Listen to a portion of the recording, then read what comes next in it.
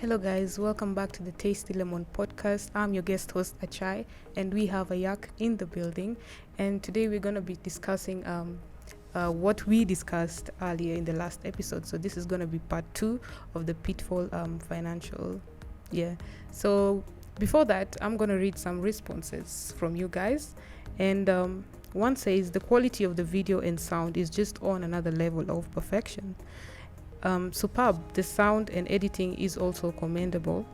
Great lessons. Investment is getting money. Work for you even in your absence. So those are just some of the responses thanks to El Caption behind the cameras. And without any further ado, we're going to jump straight into the video. So Ayak, what do you think university students, what investments should they really can look make? at? Okay, so it depends really, because for someone who's working, it can be easier to invest.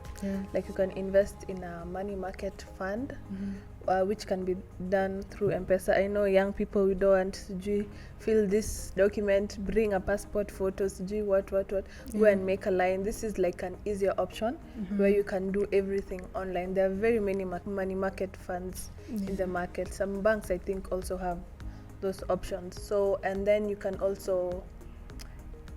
save money in your M-Shwari, like that 18 bob, just put it in your M-Shwari, 12 bob, 20 bob.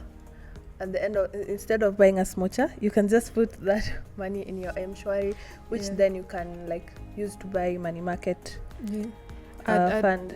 I'd also advise people to use M-Shwari. Specifically, I've used M-Shwari, and M-Shwari works in partnership with Safaricom and the Commercial Bank of Africa, and so they give you that chance to save at least, even if it's 1 shilling, you can save it. Yeah, and like save with things that have an interest rate, not something that's flat, and preferably something that's above the current inflation rate. Now, Wangalia newspapers, that's where they usually publish the inflation rate currently. So once you start saving, this will help you build a very good financial habit where you'll be, saving. It has and to be a habit. You have to do it consistently, whether you like it or not. So this helps you take your first step towards financial independence. So how do I start? How do I structure my budget? Okay. What are some of the steps that we can use to structure our budgets? Start with the fixed expenses, things like rent, water, food, those ones that you know that you will like really have to pay for. Then you can have another section for things like going out, entertainment, like going to the salon, going to the kinyozi, and then you can have a separate section for like savings and investments. That one is really important. And also something that people don't look at is your net worth. How much are you worth? Is your net worth negative or is it positive?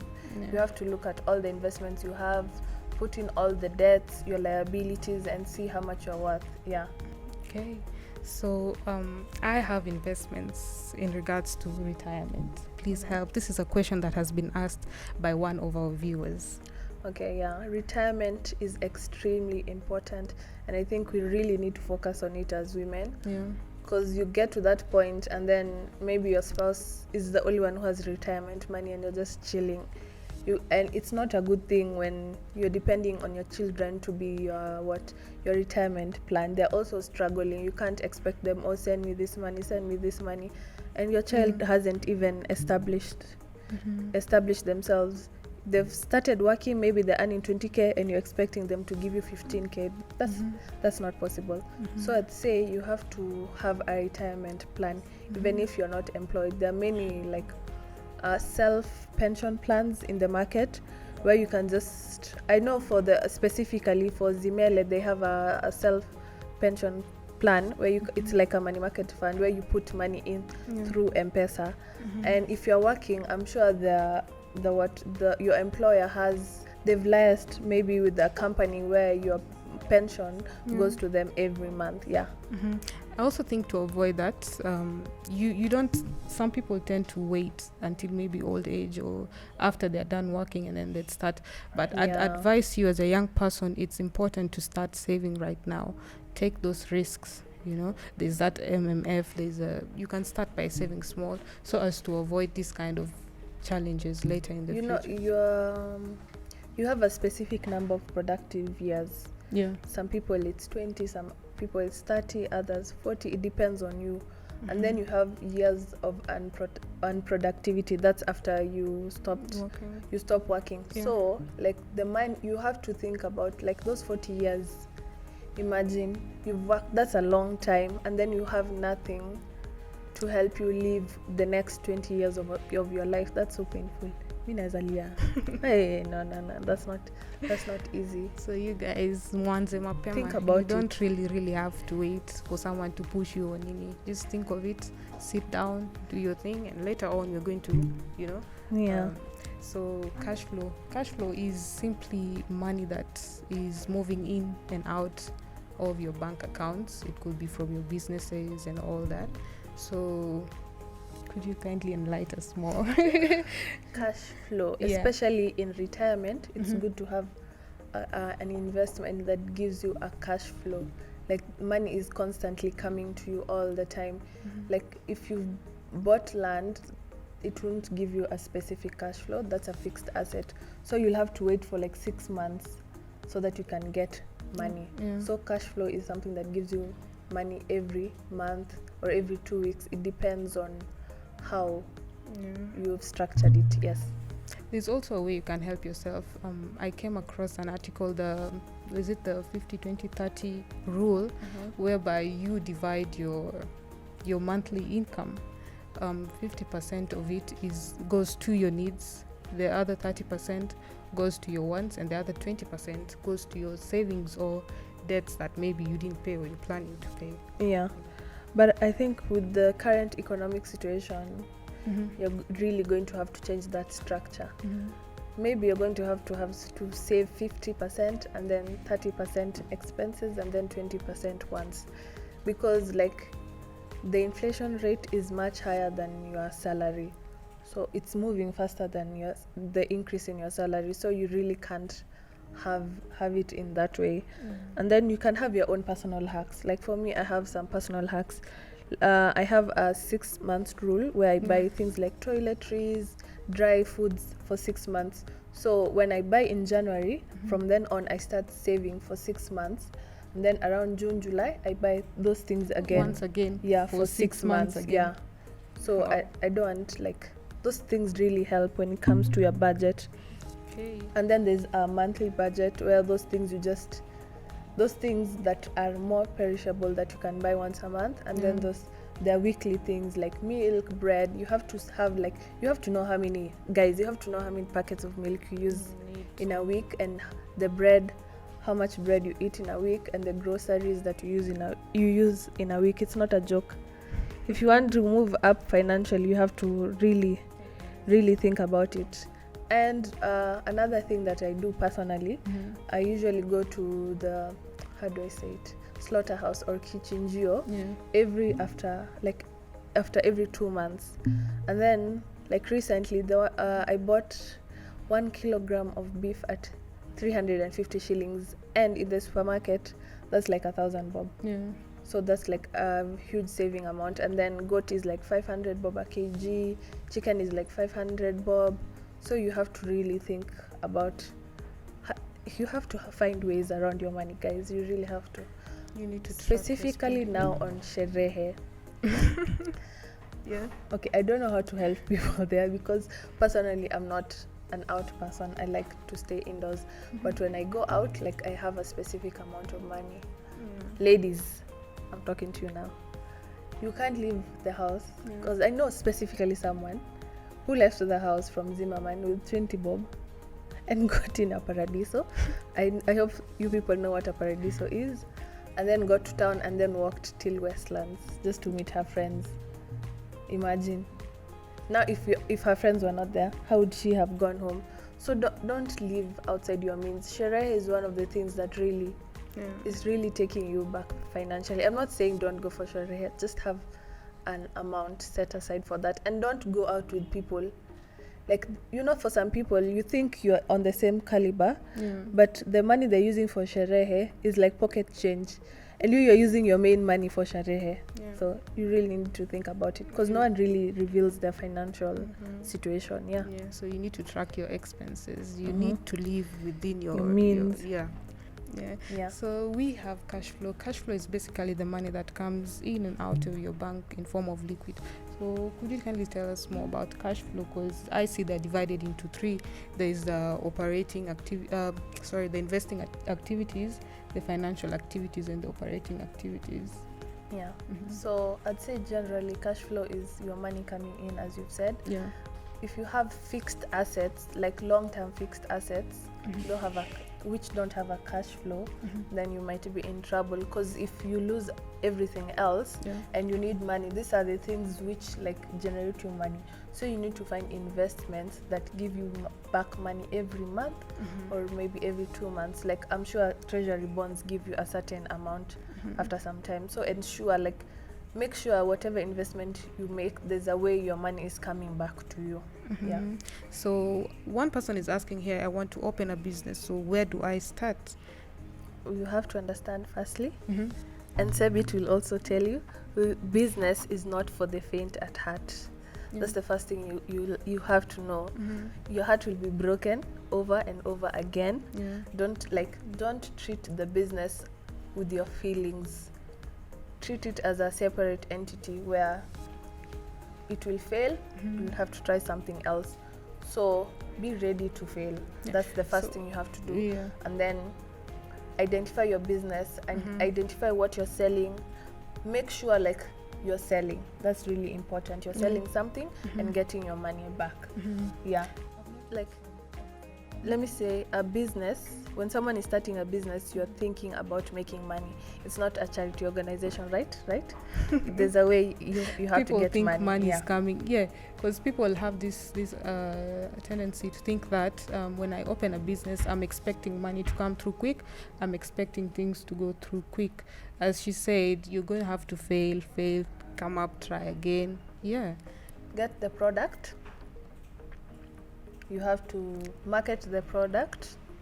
If you're not able to, find someone else to do it. Create a system. Monday, I'm going to take photos. Tuesday, I'm going to post them. Wednesday, I'm going to market here, do this, call these people. Thursday, do market research. Fridays, just create a working system where, so much so, like when someone comes in, you tell them Monday we're doing this, Tuesday we do this, like that, yeah. So ensure you have a working system, because you can live like for 2 months and the engine is running. So that's same as creating your own structure, right? Okay. Create a structure. Yeah, I think our generation also has that mentality of I have to try the first time and it's going to be like perfect. No, that's not the case. You're going to have to try different times. And don't let people tell you like make you feel down. If you really look into their life, like they're not running a business. I think especially for us, let me say Junubin, there's this pride aspect. Someone will say, I'm not going to sell tea, I'm not going to make chapatis by the roadside, out of pride, and then people are going hungry, and this is a skill you're really good at. The people who are telling you that are people who sit in like those small restaurants and eat and talk. They're actually not employed. So why are you listening? You're basically listening to someone who's also not employed. Yeah. Okay. So what do I do if I'm not working? You know, some people may wonder, hey, can I really survive without a job? Yes, you can. In your free time, you take time and invest in your hobbies. You can write blogs online. They do pay, right? Yeah, they do. You can also go for the market research companies whereby you're able to, get feedback from consumers who use a certain product. And we also have employment projects which create decent jobs to help especially the ones who are disadvantaged in some areas. They're able to come together and collaborate and manage the impact of the crisis. And I'd say people also need to stop, like to some extent, working for free. Yeah. Yes, you want me to help you with something, but they term like that as once or volunteering. Twice. No. Yeah. But you volunteer. Are you going to give? How am I going to get there? Like it's like internships. Like it took a long time before they started paying people for internships. if you're not going to pay, at least they give you the transport money, Yeah. because you want me to come there, do all the work, like there's nothing I'm getting in return. So how am I supposed to survive? But you're gonna get some experience. I Experience. thought they normally advise and say you don't have to really wait for someone to employ you or something, but you'd start by volunteering and slowly you try. No, that's that's how they take advantage of people. I can't come like work for you and then your company gets like 10 million shillings and I was all doing it all for free, like 10 million profit, and I got nothing, and I did all the work and the entire project, I saw it through, and you got that profit and you just think like you're not going to pay me. No, guys, that won't work. I only feel like maybe you'd feel like they're taking advantage of you. That comes in when maybe they're not giving you something small like for transport or even things for lunch. But with that, I feel like it's good, because at least you get to sharpen your skills and get more knowledge about a certain thing. For some people, like, payment is not a big deal to them. For them, as long as they're getting the skills and move on and, try at least later on come up with their own companies or something like that. But how will you get the money to run that company if you're not getting the money? Actually, you're being paid and then use that money to open the company. So working for free, it's not working for free, guys. That's working for free. I feel like it's not working for free. No, it's working because for the free. skills that you Is it working for free? Is it working for free, Sebit? That's working for free. Someone earning 10 million profit and you get nothing and you did all the work. It depends. I don't think, okay, when it comes to the financial parts, that's when you can say I'm getting nothing out of it. But me, I'm focusing on the skills. Okay, which skills is this? You can go whatever you're going to work as. You can go to another company, yeah. They pay you and you get the skills. So why are you going to a company that you're going to earn the money and you're going to get skills and that's it? So you're saying it depends on the... No. So for you, get paid. Let me ask you, Sasa. I'm telling you, get paid. Since you're talking like this, I think you would never work as a... No, I'm not going to work for free. Volunteer. I have things to do. Yeah. I have plans. I'm fulfilling your plans, at least compensate. Wow. Yeah. Okay. But for me, guys, when you're tunafikiria nini si mbaya, let's go. Do you think the creative industry has like money, or how does it make money? We want to know today. Well, Sebit would be the right person to answer this. But yes, there's a lot of money, but it takes some time for you to actually start earning that money, because as we said, like, people don't see the value of the work that you put in to create something. Like, something can be 5 seconds and it took like 3 hours to create. So I want you to pay me for the value I'm creating. They just say, oh no, it's just an Instagram post, it's just a YouTube video, but you've really put in a lot of no one thinks about the equipment you've bought, like the time you're putting into it. Just want you to do for free. Like, as guys, long as you're delivering. Don't work for free. Yeah. So you guys, we've come to the end of the episode. So our dear lemons, you tell us whether the episode was lemony or tasty. Yeah. So you guys, until next time, thank you for listening. Bye.